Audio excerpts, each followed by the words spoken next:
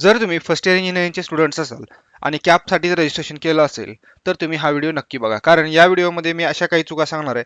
जर तुम्ही ती जर चूक करत असाल तर तुम्ही कॅप राऊंड प्रोसेसमधून बाहेर पडाल किंवा तुम्हाला जे पाहिजे ते शीट तुम्हाला भेटणार नाही. त्यामुळं व्हिडिओ शेवटपर्यंत नक्की बघा. या व्हिडिओमध्ये आपण पाहणार आहोत कॅप राऊंड 1चा शेड्यूल काय आहे, ऑप्शन फॉर्म आपण कधी भरू शकतो, कॉलेजचे सिक्वेन्स कसं ठेवणार आहोत, कॅप राऊंड 1च्या ऑप्शन फॉर्म पासून आपल्याला जे कोणतं शीटचं अलॉटमेंट आहे त्यानंतर इन्स्टिट्यूटला रिपोर्टिंगची असणार आहे, ही जी सर्व सिक्वेन्सिंग असणार आहे ती सर्व आज या व्हिडिओमध्ये आपण बघणार आहोत. त्यामुळे व्हिडिओ शेवटपर्यंत नक्की बघा. पहिल्या प्रश्नाचं उत्तर बघूया की कॅप राऊंड 1 सुरू कधी होणार आहे. जे कोणते फायनल मेरिट लिस्ट आहे ती फायनल मेरिट लिस्ट डिक्लेअर झाली.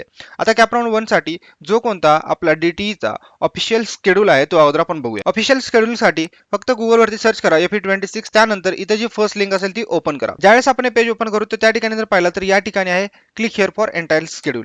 या ठिकाणी जर आपण ओपन केला तर इथं बघा की जे कोणतं आपल्याला कॅप राऊंड 1 ची जी प्रोसिजर दिलेली आहे ते इथं बघा. 27 तारखेला जे असणार आहे ते तुमचं फायनल मेरिट लिस्ट डिस्प्ले होणार आहे आणि सोबतच शीट मॅट्रिक्स डिस्प्ले होणार आहे.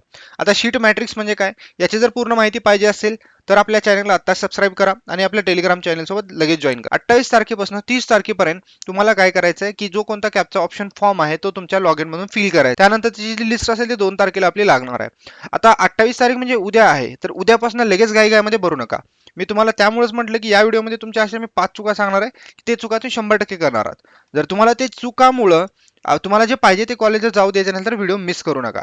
तर आपला पहिला प्रश्न हे आहे की कॅप राऊंड 1 ची जी आहे ते कॅप राऊंड 1 कधी सुरू होणार आहे, तर उद्यापासून सुरू होईल. तो म्हणजे 28 जुलै 2026 पासून 30 जुलै 2026 पर्यंत आणि 2 ऑगस्टला जी असणार आहे ती तुमची फर्स्ट कॅप राऊंड 1 ची जी अलॉटमेंट असेल ते डिस्प्ले होईल. दुसरा जर प्रश्न पाहिला तर जनरली स्टुडंटच्या मनामध्ये हा आहे की ऑप्शन फॉर्म सुरू झाल्यानंतर सुरुवातीला काय करायचं. तर याच्यासाठीचा जो व्हिडिओ असणार आहे तो मी उद्या तुमच्यासाठी घेऊन येणार आहे. तर तुम्हाला तो व्हिडिओमध्ये मी पूर्ण step by step procedure explain करणार आहे की कॅप राऊंड मध्ये कॉलेज आपण फिल कसं करणार, फॉर्म कसं भरायचं आहे, कॉलेज कसं सिलेक्शन करायचं, ते सगळं तुम्हाला मी पुढच्या व्हिडिओमध्ये सांगणार आहे. खूप साऱ्या विद्यार्थ्यांच्या मनामध्ये आता हा प्रश्न आहे की सर कॉलेजची जो कोणता प्रेफरन्स आहे ते प्रेफरन्स कशी भरायची. आता इथून जे असणार आहेत ना हे पुढच्या जे काही मिनिट्स असतील त्याला व्यवस्थित लक्ष द्या. कारण इथले तुमची एक चूक तुम्हाला आयदर चुकीचं कॉलेज भेटेल किंवा कॉलेज नाही भेटणार किंवा तुम्ही शीट अलॉटमेंटमध्ये तुम्हाला परेशानी येईल. त्यामुळं मिस करू नका.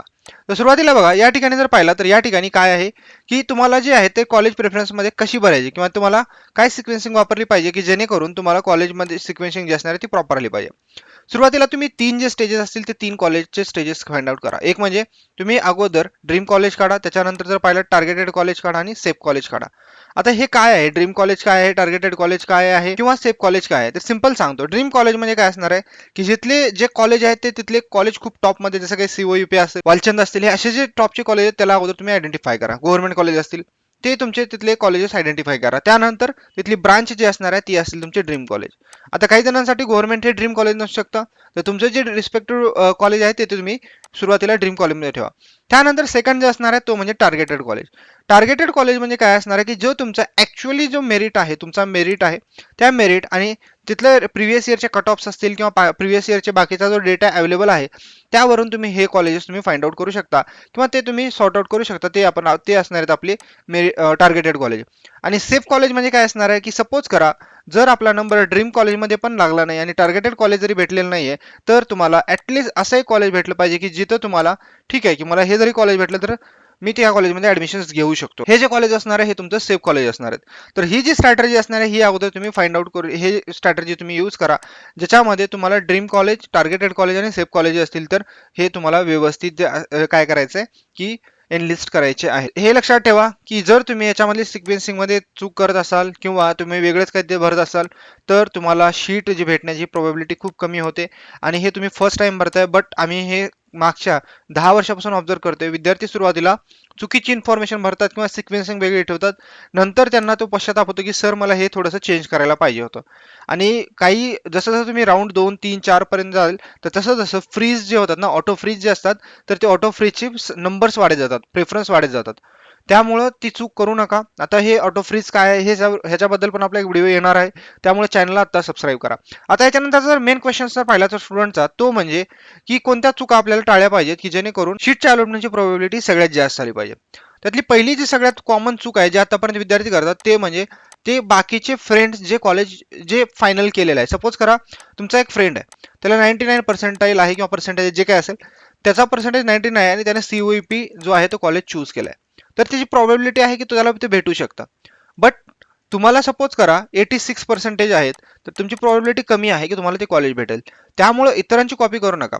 त्याची प्रेफरन्स लाईन वेगळी असेल, त्याचं मेरिट, त्याचं टार्गेटेड कॉलेज, त्याचं ड्रीम कॉलेज वेगळं असेल, त्यानुसार त्याने डिसाईड केलं असेल तर तुम्ही ते कॉपी करू नका. हे पहिली जी असते ती सगळ्यात मोठी चूक करतात. हे जनरली टॉप गव्हर्नमेंट कॉलेजसोबत होत नाही, बट प्रायव्हेट कॉलेजमध्ये होतं असं. प्रायव्हेट कॉलेजमध्ये तुमचा एखादा मित्र जातो, त्याच्यामुळे तुम्ही पण तिथं जाता आणि नंतर तुम्ही पश्चातापात पडता. तर ते होऊ देऊ नका. आता दुसरी जी चूक पाहिलं तर ती अशी चूक आहे की ती खूप सारे मुघल विद्यार्थी करतात. आता फॉर एक्झाम्पल एखादी कॉलेज असते XYZ, त्या XYZ कॉलेजचा कट ऑफ एव्हरी टाइम थोडासा जास्त असतो. त्यामुळे त्या विद्यार्थ्यांना वाटते की हा हे खरंच कॉलेज टॉपचं असेल. जी चूक आहे ही सगळ्यात जास्त होणारी चूक आहे स्टुडंट्स करून. का करायचं मी कारण सांगतो. आता होतं काय की जनरली सपोज करा तुम्हाला चांगला 85-86% आहे आणि तुम्ही काय करता की फक्त ओव्हर कॉन्फिडन्समध्ये 3 ते 5 कॉलेजेस टाकता. आणि जर त्या 3 ते 5 कॉलेजमध्ये जर तुम्हाला शीट अलॉटमेंट नाही झाली तर तुम्ही म्हणता की असं कसं होऊ शकतं, मला तर पर्सेंटेज चांगले आहेत. त्यामुळं कॉलेज कधीही प्रेफरन्स देताना कमी ठेवू नका. 3 ते 5 जनरली तुम्हाला 20-25 जे डिपेंड असेल तुमच्या पर्सेंटनुसार तेवढे कॉलेजेस ठेवा. आणि असं पण करू नका की ते कॉलेज कोणतंही टाकताय. 25 सरांनी सांगितले 25 कॉलेज, मग आम्ही कोणतंही टाकतो जिथं आपल्याला पाहिजे पण नाही, असं करू नका. प्रेफरन्सेस जास्तीत जास्त भरा. मी 20 आणि 25 हे एक्झाम्पल देतोय. मॅक्सिमम प्रेफरन्सेस भरा. आता याचा फायदा काय होतो ते सांगतो. जर तुम्ही 20 ते 25 कॉलेजेसचे प्रेफरन्स भरत असाल, सपोज करा तुमचं 8 नंबरचं जे कॉलेज आहे ते कॉलेज तुम्हाला लागले. आता हे 8 नंबरचं कॉलेज जर लागलं असेल तर याला आपण बेटरमेंट करू शकतो. आता बेटरमेंट म्हणजे काय, फ्रीज म्हणजे काय, याचा व्हिडिओ येणार आहे, त्यामुळे चॅनलला सबस्क्राईब करा. बेटरमेंट तुम्ही करू शकता. आता बेटरमेंटमध्ये गेला त्याचा अर्थ काय असणार आहे की तुमची जी 8 नंबरची लागलेली शीट आहे ही तर तुमच्याकडे राहणारच, बट याच्या पलीकडे तुम्ही वरचे जे 1 ते 7 मधले ऑप्शन्स असतात ना, हे तुम्हाला नेक्स्ट राऊंडसाठी पण इलिजिबल होतात. ते तुम्हाला चेंज करता येतात. त्यामुळं तुम्हाला जे असणार आहे तर ऑप्शन्स फॉर्म भरताना असे कमी ऑप्शन्स भरू नका जेणेकरून तुम्हाला शीटच भेटणार नाही. हे जे असणार आहे तिसरी चूक असते. नंतर जर पाहिलं तर प्रेफरन्समध्ये काय होतं की जनरली चांगले कॉलेजेस जे असतात त्यांचा कट ऑफ जास्त असतो. मग तुम्ही काय करता की बाबा त्या कॉलेजला आपल्याला लागणारच नाहीये, मग तुम्ही ते कॉलेज भरतच नाहीत. असं करू नका. ते कॉलेजेस तुमच्या टॉपच्या लिस्टमध्येच असले पाहिजेत आणि त्याच्यानंतर तुमचे बाकीचे कॉलेज असले पाहिजेत. त्यामुळे प्रेफरन्स जे असणार आहे ते प्रेफरन्स व्यवस्थित फिल करा.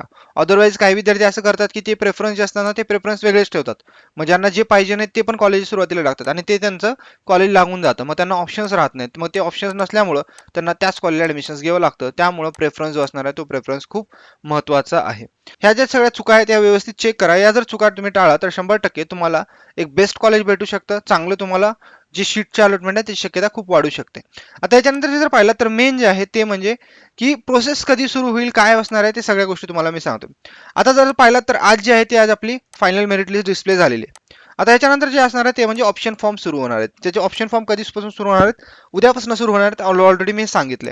आता ऑप्शन फॉर्म झाल्यानंतर त्याच्यानंतर सुरू होतं ते म्हणजे तुमची अलॉटमेंट होते. 3 ऑगस्टला याची अलॉटमेंट आहे.